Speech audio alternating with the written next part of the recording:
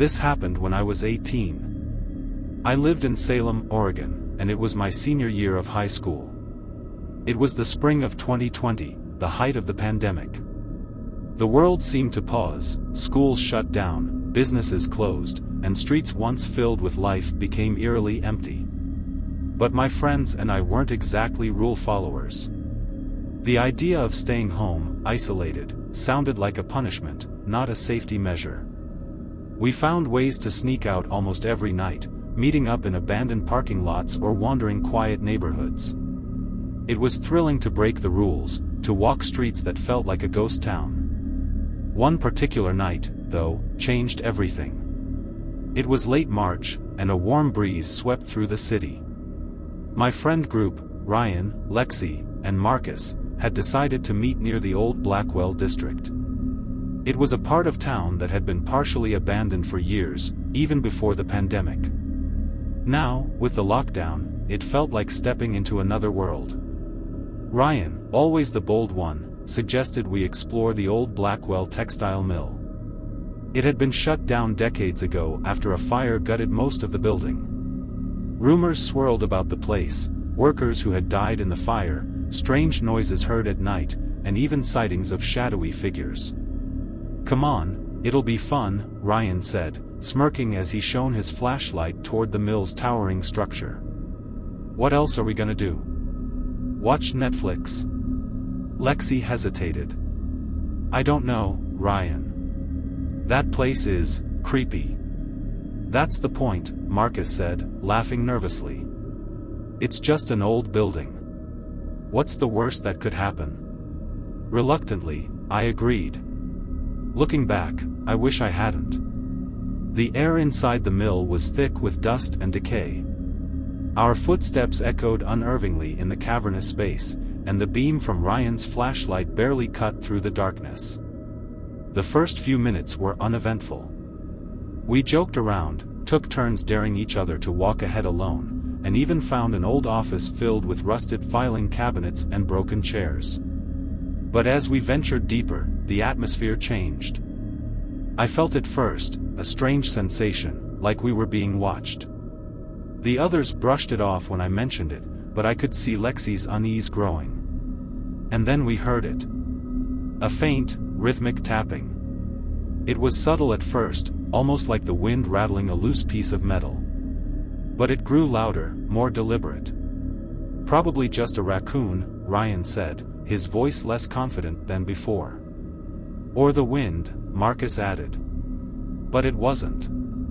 The sound seemed to be coming from a door at the end of a narrow hallway. It was heavy steel, with a rusted padlock hanging loosely on the latch. "Think we can get it open?" Ryan asked, already tugging at the lock. "Do we want to?" Lexi whispered, her voice barely audible. But Ryan was determined. With a loud snap, the lock broke, and the door creaked open, revealing a staircase spiraling downward. "Nope," Lexi said immediately, stepping back. "Oh, come on," Ryan said. "We've come this far." Against our better judgment, we followed him. The air grew colder as we descended, and an unsettling smell, like damp earth and something metallic, filled the space. At the bottom of the stairs was another door, this one slightly ajar. Inside was a small room. The walls were lined with shelves holding old equipment and papers, but in the center of the room was something that made my blood run cold, a chair, bolted to the floor, with leather straps hanging from its arms. "What the hell is this?" Marcus muttered, inching closer to the chair. Lexi stayed near the doorway, her phone's flashlight trembling in her hand. As we stood there, trying to make sense of what we were seeing, a sound broke the silence. It was faint at first, a whisper, almost indistinguishable from the creaks of the old building. But it grew louder, clearer. "Get out." We froze. "Did you hear that?" I whispered. The others nodded, their faces pale. Ryan, ever the skeptic, stepped toward the chair. "It's probably just," but he never finished his sentence. The chair moved. Not a subtle shift, but a violent jolt, as if something unseen had slammed into it. Ryan stumbled back, tripping over his own feet. And then the door slammed shut. Lexi screamed, pounding on the door, but it wouldn't budge. The room seemed to come alive around us, shadows shifting on the walls, whispers turning into guttural growls. "We have to get out of here," Marcus shouted, yanking at the door. Ryan was on the floor, clutching his leg. "Something grabbed me," he yelled, his voice shaking. I looked around desperately, searching for another way out. My eyes fell on a vent in the corner of the room. "There!" I shouted, pointing. We worked together, ripping the cover off the vent and crawling through the narrow passage. The whispers followed us, growing louder and more distorted. By the time we emerged outside, we were gasping for air, our clothes covered in grime. We didn't talk about what had happened, at least, not then. We just ran, not stopping until we were far from the mill. Ryan ended up in the hospital that night. The doctor said his leg was badly bruised, but they couldn't explain the deep, finger-like marks around his ankle. We never went back to the Blackwell Mill, and as far as I know, no one else has either. But sometimes, late at night, I think about that room, the chair, the whispers, the feeling of being watched. And I wonder, if we hadn't escaped, what would have happened to us? It was just another night. I was 21, working as a rideshare driver in Seattle. The job wasn't glamorous, but it paid the bills and gave me the freedom to set my own hours. Most nights were predictable, bar hoppers, quiet commuters, and the occasional oversharer spilling their life story during a 10-minute ride. But that night was different. It was a rainy Wednesday in November. The city was drenched, and the streets shimmered with reflections of neon lights. I just dropped off a passenger near Capitol Hill when I got a new ride request. The pickup location was a few miles away, near an industrial zone on the outskirts of town. Normally, I'd avoid those areas after dark, but it was late, and I figured it would be an easy fare to wrap up my shift. The GPS led me to a desolate street lined with warehouses and empty lots. A single flickering street lamp cast long shadows across the wet pavement. I double-checked the app, passenger, Eliza. Rating, 5 stars. I rolled down my window and called out, "Eliza?" For a moment, there was only the sound of rain tapping against the car. Then, from the shadows, a figure emerged, a woman in her late 20s, wearing a dark coat that hung loosely on her frame. Her hair was damp, clinging to her pale face. She walked toward the car slowly, almost reluctantly, her steps oddly synchronized with the flickering of the streetlight. "You called a ride?" I asked, trying to mask the unease creeping over me. She nodded without a word and slid into the back seat. As we pulled away, I noticed something strange in the rearview mirror. Her clothes seemed outdated, like something from a different decade. She wore a simple dress under her coat, with a style that looked out of place in 2024. But I brushed it off. Seattle was full of eccentric people. "So, headed home?" I asked, glancing at the app. Her destination was a residential address about 15 minutes away. She didn't respond. I tried again. "Busy night for you?" This time, she looked up, meeting my eyes in the mirror. Her gaze was intense, her eyes dark and hollow. The chill that ran down my spine was unlike anything I'd ever felt. It wasn't just the cold of the rain-soaked night, it was something deeper, a primal sense of dread I couldn't shake. I turned my attention back to the road, my grip tightening on the wheel. The rain seemed to fall harder, drowning out the hum of the engine. Minutes passed in silence. The only sounds were the rhythmic swish of the wipers and the occasional splash of water as the tires rolled through puddles. "Have you ever wondered what happens to people who disappear?" Her voice broke the silence suddenly, soft but piercing. I nearly jumped. What do you mean?" I asked, trying to keep my tone casual. She didn't answer directly. Instead, she murmured, "Sometimes, they're not really gone. They're just forgotten." The weight of her words hung in the air, heavy and oppressive. When we finally reached the neighborhood, the unease in my chest grew stronger. The residential street was eerily quiet, the kind of silence that felt unnatural. The houses were old, their facades worn and weathered, as if they'd been abandoned for years. "This is it," she said softly, pointing to a house at the end of the street. I pulled up to the curb, my headlights illuminating a dilapidated two-story home. The windows were dark, the porch light flickering weakly. "You sure this is the right place?" I asked, glancing back at her. She smiled faintly, a smile that didn't reach her eyes. "Thank you for the ride," she said, her voice barely above a whisper. Before I could respond, she opened the door and stepped out, disappearing into the shadows without so much as a goodbye. I sat there for a moment, my heart pounding. Something about the house unsettled me. The air felt thick, suffocating, as if the street itself was holding its breath. Unable to resist, I got out of the car and approached the house.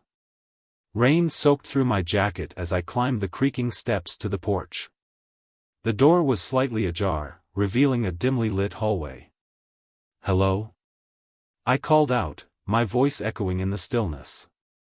There was no response. I took a cautious step inside. The air was damp and heavy with the scent of mildew. The hallway was lined with old photographs, their frames coated in dust. I wiped one clean with my sleeve, revealing a black and white portrait of a woman. My blood ran cold. It was her. Before I could process what I was seeing, a sound echoed from deeper within the house, a low, guttural whisper. "Why did you follow me?" I turned to run, but the door slammed shut, plunging the hallway into darkness. The last thing I remember was a cold hand gripping my shoulder and the sound of her voice, soft but menacing. "Now you'll know what it's like to be forgotten." When I woke up, I was in my car, parked in the same spot where I'd picked her up. The clock on the dashboard read 3 a.m. The app showed no record of the ride.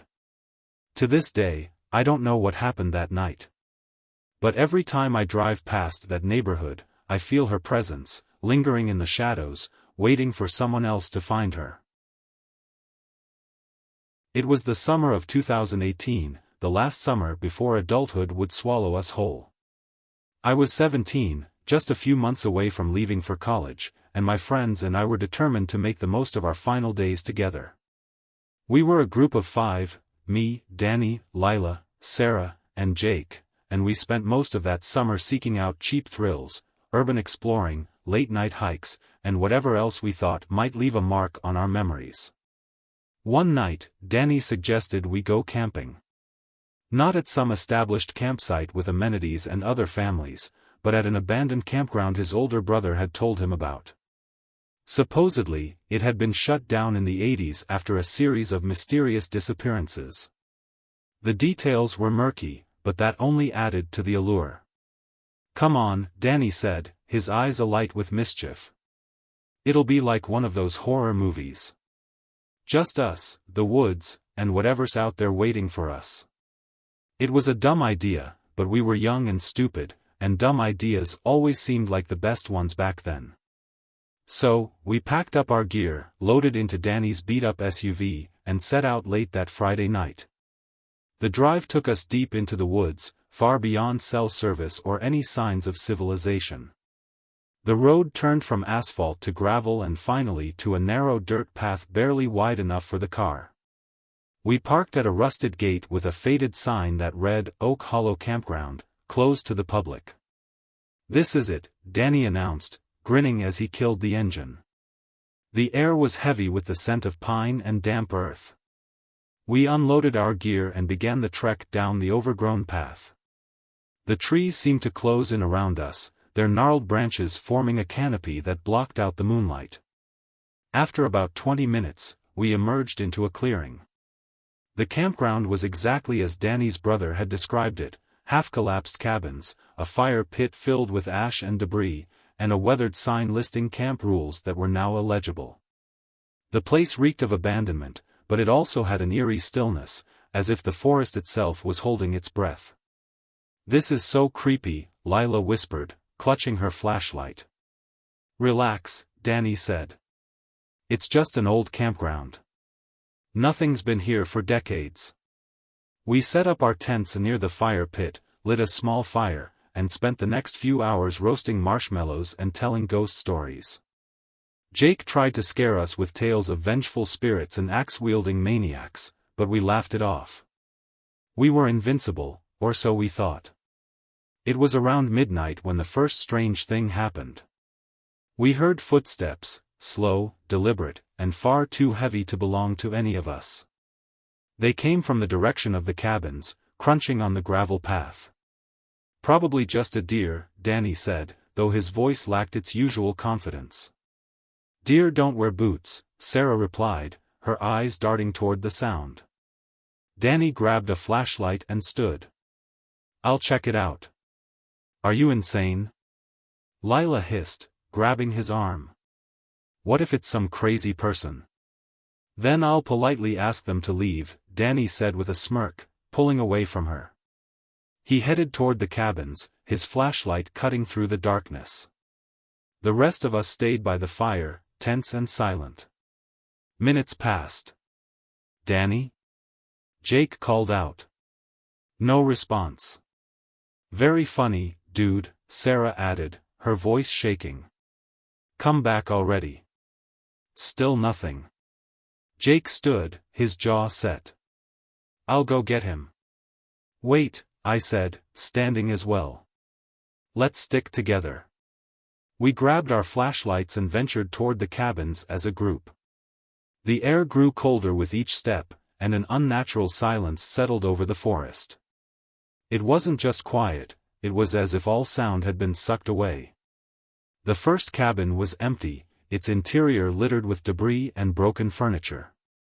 We called out for Danny, but our voices felt small, swallowed by the darkness. Then we heard it, a faint, rhythmic tapping coming from the second cabin. "Danny?" I called out, my voice cracking. We approached cautiously, our flashlights trembling in our hands. The cabin door was ajar, creaking softly in the breeze. Inside, the tapping grew louder, more insistent. Jake pushed the door open, and our flashlights illuminated the source of the noise, an old rocking chair, swaying back and forth as if moved by an invisible hand. "Okay, screw this," Sarah said, backing away. "Wait," Jake said, his eyes fixed on something in the corner. There, in the shadows, was Danny's flashlight, lying on the ground. The beam flickered weakly, casting eerie patterns on the walls. "Where is he?" Lila whispered, her voice trembling. Before anyone could answer, the door slammed shut behind us with a force that shook the cabin. We screamed and spun around, trying to force it open, but it wouldn't budge. The windows were boarded up, the nails rusted and bent. Then we heard it, a low, guttural whisper that seemed to come from all around us. "Why are you here?" The voice was deep and hollow, like the wind howling through a cavern. "Let us out!" Jake shouted, pounding on the door. The whispering grew louder, more urgent, overlapping into an incomprehensible cacophony. The air grew colder, our breaths visible in the faint light of our flashlights. Suddenly, the door flew open, and we stumbled out into the night. The forest was alive with sound now, branches snapping, leaves rustling, and distant laughter that didn't belong to any of us. "Run!" I shouted, and we bolted toward the path. We didn't stop until we reached the car, our lungs burning and our legs trembling. Danny wasn't there. His phone, his backpack, even his shoes were still in the car, but he was gone. We called the police, but the search turned up nothing. The official report listed him as missing, presumed dead. But we knew better. To this day, I can still hear those whispers in my dreams. Sometimes, when I'm alone, I feel like I'm being watched, as if something followed me home that night. And every now and then, I think about going back to that campground, not to find Danny, but to make sure whatever took him stays there.